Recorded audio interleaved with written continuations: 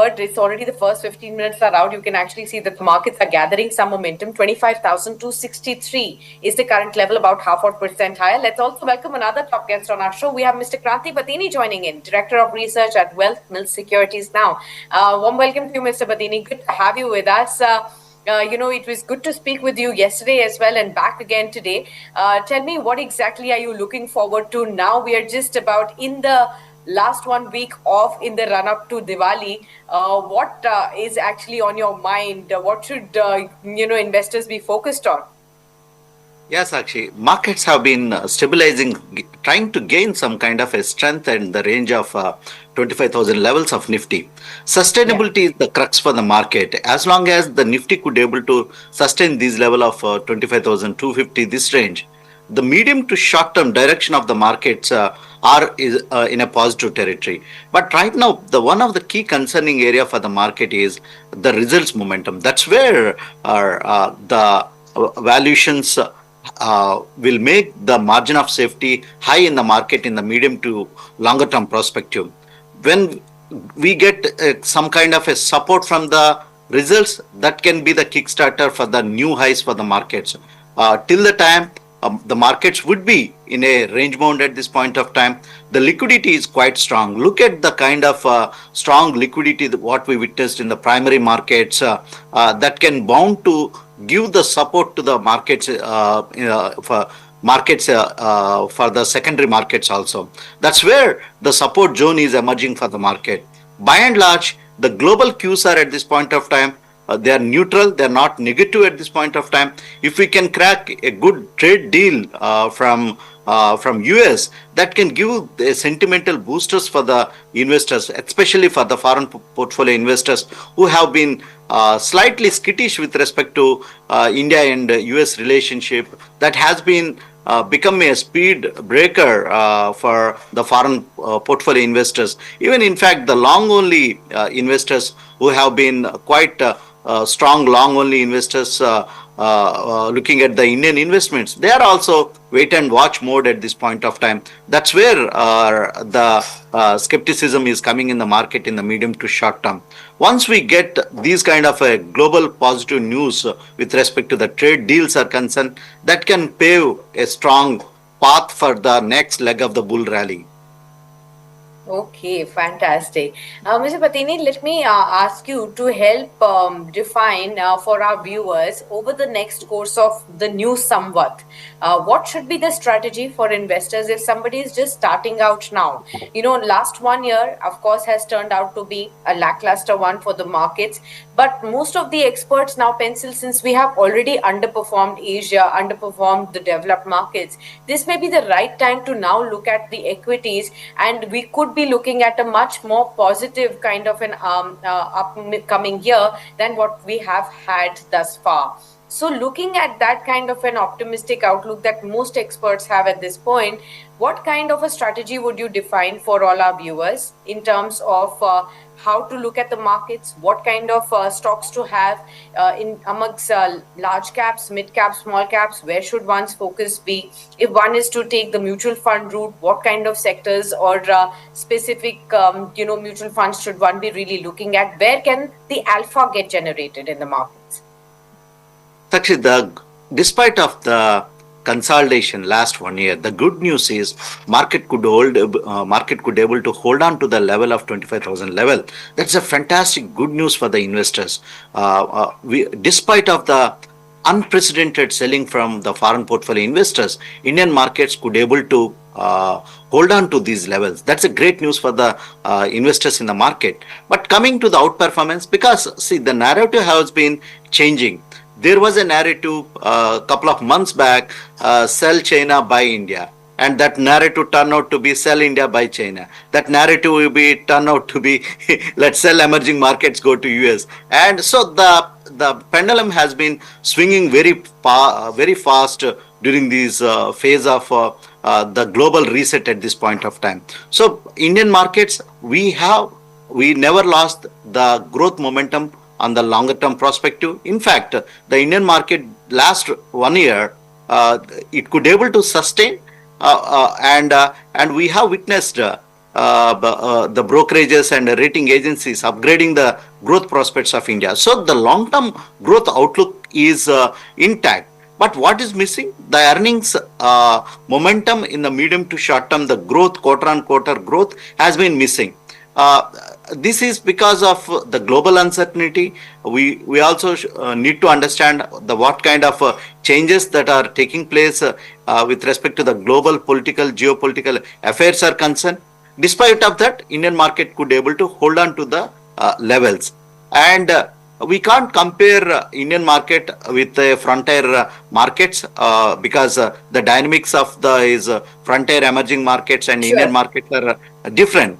So coming the last 1 year, nobody expected if I last somewhat if I come on your show and tell okay don't buy equities, buy silver and gold, people would have looked at me as a fool. Okay, of course I could able to convince my wife and buy bought some silver.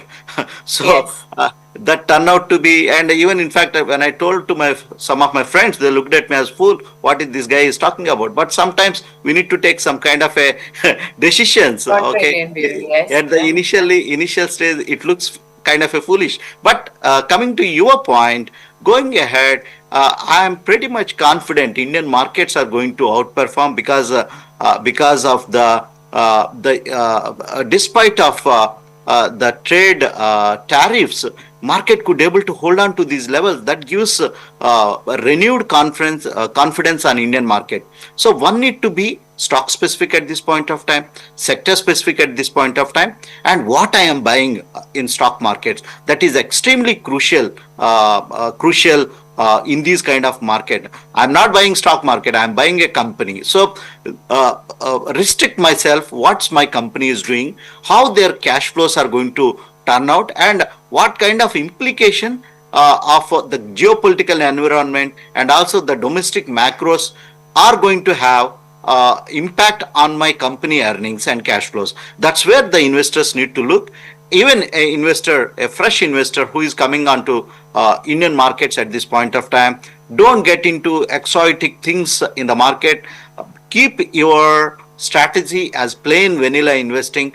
Stick to the companies what you are Correct. investing. If you could not able to understand all these volatile nature of the market and geopolitical issues, stick to any large cap diversified mutual fund. Even again, people are trying to experiment with exotic mutual fund kind of a profiles. Stick to the plain vanilla kind of a strategies will Okay. help the investors to outperform in this kind of market. And coming back to the direct equity strategy is concerned, select some large cap companies which offers good margin of safety, and mid and small cap companies where the valuations looks attractive. Of course, in this kind of market, chasing for value is a difficult task. I can understand, but still there are companies offers decent growth going ahead also.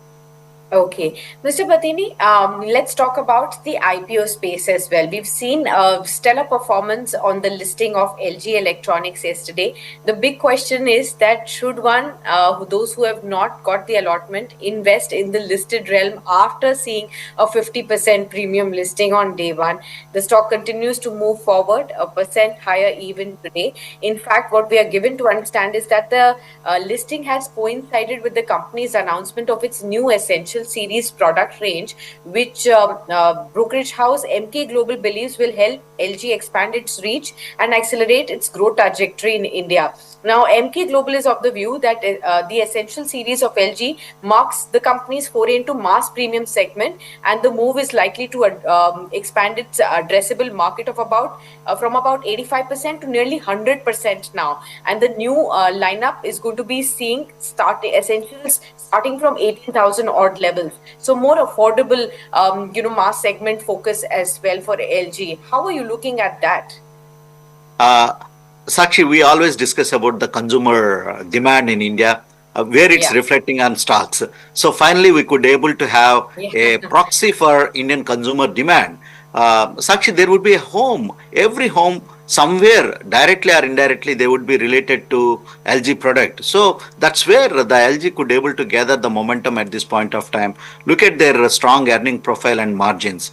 Coming back, when a stock have a stellar listing with a 50% premium listing on the day one itself, the listing gains.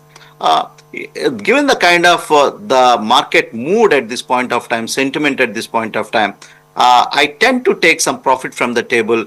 There would be a time, some kind of a the exuberance and euphoria will cool off post listing. That's what we witnessed in many of the recent IPOs. LG could be an exception, but when any stock gives a 50% listing gains, better to take some profit from the table, wait for some time. There would be a better price to make a re-entry. But in terms of the long-term prospects of LG Electronics is concerned, I would be buying LG Electronics at every dip in the stock.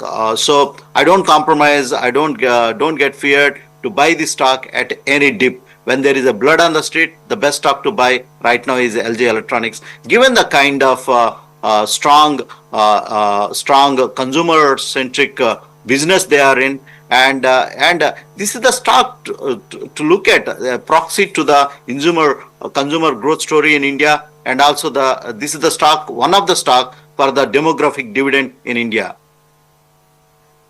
Absolutely. Well, there's a fantastic take and a clear take from Mr. Bathini coming in on LG. For those who had the questions, I hope this insight will definitely help you out, clear your mind, and find out what should your strategy be on LG in case you had the allotment, or if you did not get the allotment and are looking to invest in it in the listed realm as well.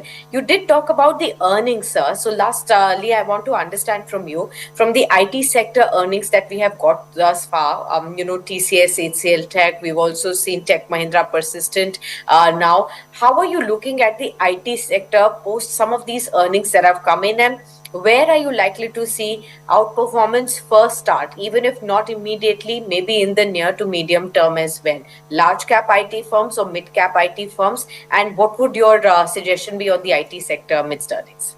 Yeah, Sakshi, it's a very difficult one to answer, but I try to answer your question. It's a right question at this point of time. Investors have that question at this point of time. Sakshi, if my risk appetite is less, and if I'm a long-term investor, the long-term in the sense, okay, not 3-4 months or 6 months. If I have a time frame of 2 to 3 years, I definitely stick to the large cap IT companies. Given the kind of the long-term average, these stocks are attractively priced at this point of time. In a very staggered manner, I try to accumulate the large cap IT companies. It's a contrarian buy. The US administration is quite positive with respect to the US economy coming on track, and the extraordinary performance they are expecting from US economy. If that is going to be the true, Indian IT companies are well better placed, and the valuations looks very attractive, because end of the day the US companies are going to increase their IT budget, which are going to have a positive impact on Indian IT companies. But in the medium to short term, there would be some kind of a noise here and there. There would be blips in the journey. And if my risk appetite is little bit high, so I would be getting into the mid-cap IT companies.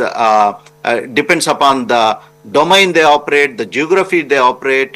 This is the best time to get into a mid-cap IT company. So it all depends upon my time horizon and my risk appetite. But by and large, with respect to the valuations are concerned, they are nearer to the long-term. They are at the long-term averages, which gives a good entry point for a longer-term investor. For medium to short term, there would be heightened activity and volatile with respect to the IT company and IT sector, IT as a sector. Fantastic. Thank you so much then, Mr. Bathini, for being with us on the show and helping our viewers out, form a clear strategy for the new Samvat, identify the pockets of opportunities for them as well. And thank you so much for always being with us on the show and guiding our viewers. Thank you, Sakshi. Always my pleasure. and Your season loved greetings. ones as well as your team as well at Wealth Mill Securities. A fantastic upcoming, happy, prosperous Diwali. We'll see you now in the new Samvatsar. Thank you, Sakshi. God bless you. Thank you. Thank you. With that, viewers, we wrap it up on that note. 25,226 on the Nifty, 0.3% high in trade, tad bit lower from the high point that we witnessed in the first half an hour that has panned out. Remember, yesterday, also, we had seen a lot of volatility in trade. We had seen a broad-based sell-off. The markets were unable to sustain above that 25,150 odd mark for the last three sessions. Now, it remains to be seen that now that we've climbed up above 25,200 right in the opening, will we be able to sustain it till the closing hour as well? So we'll keep you posted with all the market moves. You should stay tuned with us. And of course, if you have some questions about the stocks in your portfolio, ask them on daily calls at 12 noon with market experts guiding you on your Diwali specific trading strategies as well. Stay tuned with us.